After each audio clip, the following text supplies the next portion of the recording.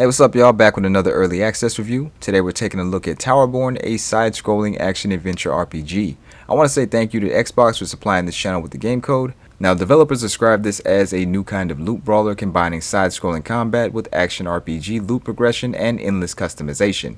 To me, the best way to describe this is a far more ambitious Castle Crashers. Now, after this leaves early access, it will become a free-to-play game. Buying this now as an early access title gives you exclusive cosmetic sets, skins, emotes, and monthly bonuses depending on which tier you buy. Now, with that out of the way, let's start off with the bad for full transparency. I want to start this off by letting you guys know that this game is packed full of microtransactions. Now, I know this is going to be a free-to-play title in the future, but currently as a paid title, this game is filled with microtransactions. Now, you have multiple store pages here, all requiring different currencies. Most of these can be obtained from playing the game, but Belfry bucks require real money exclusively. Now, each Founders Pack tier does come loaded with various amounts of Belfry bucks, with the silver tier including the most at almost $50 worth. Now, they seem to have something similar to Helldivers 2's War Bonds, but these are considerably worse. They're timed exclusive offers, and the currency required to unlock them is tied to exclusive events in the game. Now, obviously, you can buy these also, but if you want them for free, then you have to wait for the event. When it comes to the microtransactions, the main thing that surprised me about this game was the price. Like, there is a lot of expensive microtransactions here. I feel like they kind of need to just scale back the pricing, especially since this hasn't even entered into free-to-play territory. This is currently still a paid game, and they're selling the microtransactions to people that have already spent money. When it comes to this game's story, it takes a long time for things to get started. Everything you would expect from a traditional tutorial is poorly interwoven into the main story and ends up dragging out across the opening hours at a painfully slow pace. The main plot remains in the background here while you're forced to deal with trivial tasks and side quests.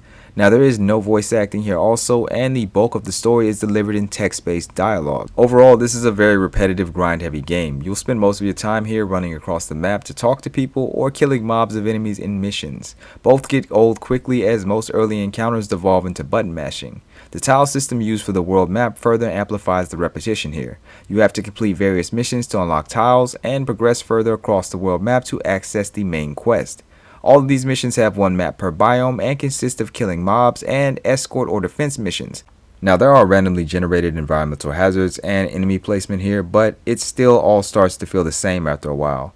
In addition to this, I do have another minor complaint. You gain a hefty amount of loot after every completed mission, and this eventually fills up your inventory and forces you to tediously dismantle gear between missions. Now, there is a crafting system here to utilize the dismantled gear, but it's very simple and nothing special. My main problem with the amount of loot you get is most of it is worthless.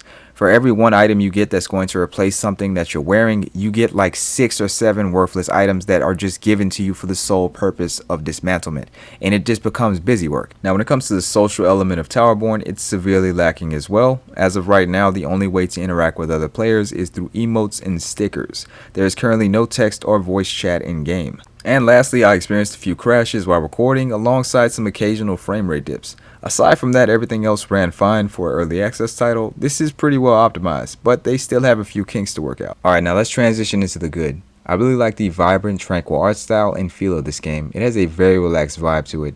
The character creator and cosmetic customization was surprisingly deep as well. You're given a lot of options to personalize your character, armor, and weapons at any time, along with being able to change classes between missions also.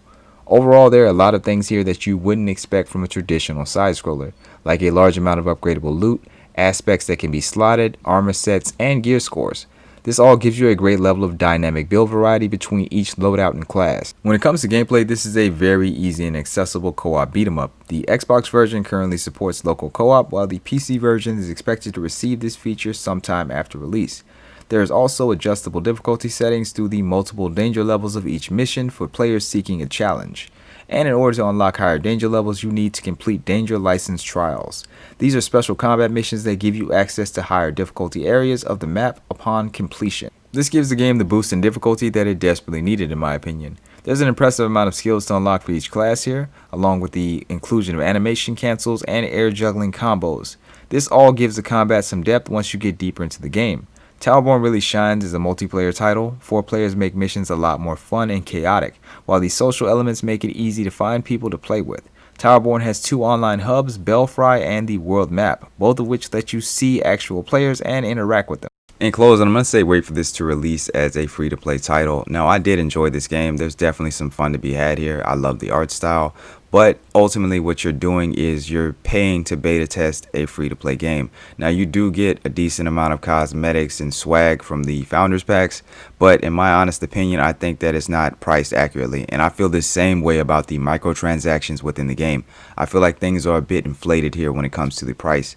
Overall, though, I do think this is a good game, but the fact that it's going to be free to play means you're better off just waiting, in my opinion. And even if you do want to spend, like you do want to buy the cosmetics, you might come out spending less if you just wait for it to be free to play and buy a singular set or a singular skin instead of buying the Founders Pack and kind of, you know, pigeonholing yourself into spending a certain amount of money and getting a certain amount of Belfry bucks and Cura cores or whatever. Now, with that being said, I actually think this is going to shine as a free-to-play title, and I would recommend it as that.